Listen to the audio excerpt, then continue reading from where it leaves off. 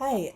So the biggest difference I notice in relation to my culture in terms of nonverbal cues is that in Korean culture, and I think a lot of Asian cultures, um, there's a lot of instances, especially with people who are older than you, where you're supposed to act more coy and not make eye contact and look down in when you're communicating to them, and it's a sign of respect.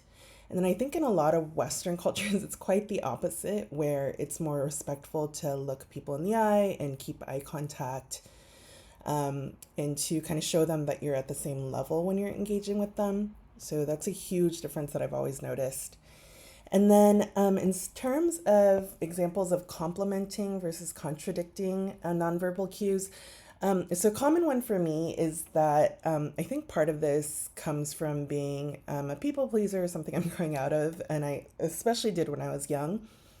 But I often get into conversations where I want to make sure that the person that I'm communicating with is comfortable and affirmed.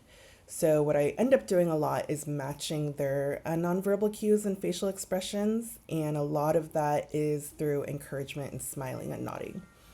And then, example of contradicting nonverbal cues is so my previous roommate was very going through a lot, and his grandma had passed away, who was really close to. So he was often, there was a period where he was very sad and upset and frustrated.